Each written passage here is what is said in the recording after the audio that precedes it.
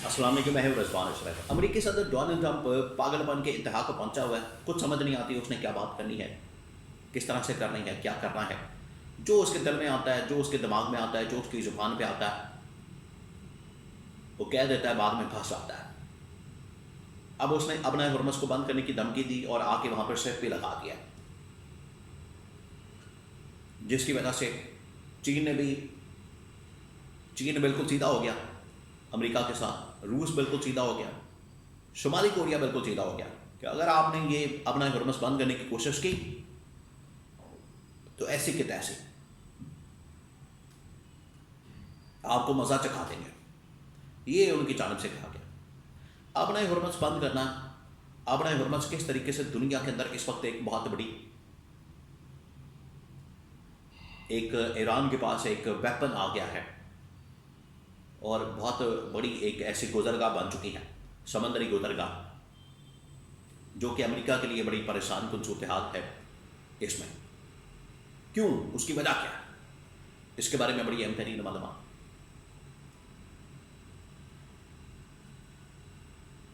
China के बाद, रूस के बाद, शुमाली कोरिया के बाद तुर्की, सऊदी अरब, वो भी मैदान में आ गए हैं। इसके बारे में बड़ी अहम तरीन मालूमात, 3-4 खबरें हैं इंटरनेशनली। एक तो ये कि ट्रंप को बिल्कुल भी आइडिया नहीं, बिल्कुल भी अंदाज़ा नहीं क्या बात करनी है, कहाँ करनी है, कैसे करनी है, कुछ समझ नहीं आती उसको।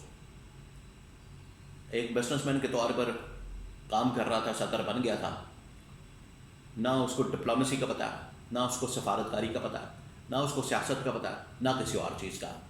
जो मुंह में आता है कह देता है और बाद में उल्टा मामला गले पड़ जाता है। अब यही अपना हुर्मस, देखिए दुनिया के अंदर 4-5 बड़ी समंदरी गुजरगाहें हैं जो कि नेचुरल हैं, उनके ऊपर किसी का कंट्रोल नहीं, और ये वो रास्ते हैं, ये अपना हुर्मस उनमें से एक है। ये नहर स्वेज भी है, अपना मलाका भी है, और इस तरह के बहुत सारे समंदरी रास्ते हैं। 5-6 ऐसे टोटल दुनिया के अंदर है जो आप कह लें कि बिल्कुल शार्क है।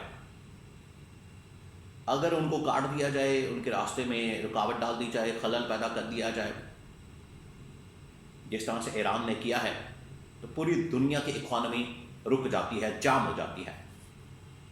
और इसी को ईरान ने एहतियार के तौर पर इस्तेमाल किया है। ईरान ने बड़ी समझदारी के साथ, बड़ी अक्लमंदी के साथ, फहम फरासत के साथ इस मसले को हल किया। देखिए पाकिस्तान के अंदर एक अजीब व गरीब मसला है। पाकिस्तान के अंदर ईरान ने जिस तरीके से मुकाबला किया अमेरिका का, पूरी दुनिया ईरान की तारीफ कर रही है, पाकिस्तान के अंदर मुसलमान भी तारीफ कर रहे हैं। पहली बार ये हो रहा है कि मुसलमान यहाँ पर इकट्ठे हो गए, वो शिया सुन्नी मामले से निकल गए। लेकिन अभी भी ये जो अहले हदीस का फ़िरका मौजूद है, ये इसको हवा देता है, ये ईरान को बुरा भला कहता है और ईरान के मुतालिक अच्छी बात करने से इनकारी है, गुरेज करता है, और उल्टा उनको ही मुजरिम और कसूरवार करार देता है। ये एक अजीबोगरीब पाकिस्तान के अंदर मसला है। आप अपने आपसी इख्तलाफात, फ़िरका बनाना, उनसे बाहर निकल के, उनको पीछे रख के, उनको बाला ताक रखते हुए, पस पुश्त डालते हुए, उनको बुलाते हुए, यहाँ पर बड़ी इत्तेहादी हिम्मत की बात होती है कि वो इंजीनियर ने आके हमें ये तफरकाबाजी इंजीनियर ने फैला दी है, इंजीनियर ने जो है वो यहाँ पर फ़िरका वारियत फैलाती है। वो पहले से मौजूद है और ये उसकी एग्जाम्पल है आपके सामने। तो ईरान ने जिस तरीके से मुकाबला किया, उसने तो अमेरिका को घुटने टेकने पर मजबूर कर दिया। और अमेरिका अपने हुर्मस के ऊपर अब बंद करने की बात करता है, नाकाबंदी की बात करता है, उसको बंद करने की बात करता है। ईरान से इस जंग के दौरान ही चीन भी तेल ले रहा था, ऑयल ले रहा था, पेट्रोल, डीजल। रूस भी, इंडिया भी, शुमाली कोरिया भी, अपनी मर्जी के ममालिक को, इवन कि पाकिस्तान भी, कि पाकिस्तान के अंदर सब धोखा दिया गया है, अवाम के साथ धोखा किया गया है कि पेट्रोल की कीमतें बढ़ गई, हमने भी बढ़ा दी। एक तो ऑलरेडी इनके पास स्टॉक मौजूद था सस्ते वाला, दूसरा जो पेट्रोल आया वो उसी कीमत के ऊपर आया।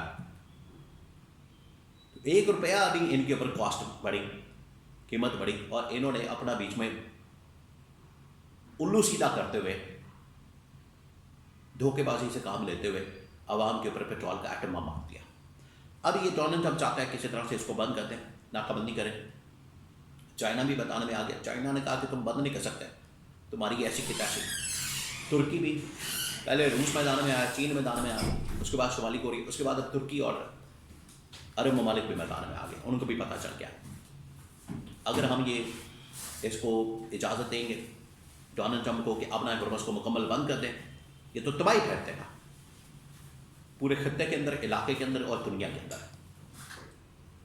तो ये सऊदी अरब को भी इस बात का अंदाज़ है, एहसास है कि हमने ये काम डोनाल्ड ट्रंप को नहीं करने देना। चाइना भी ये कह रहा है, रूस भी ये कह रहा है, और ट्रंप जो है इस वक्त मुकम्मल तौर पर आइसोलेट हो चुका है, अकेला, तने तनहा।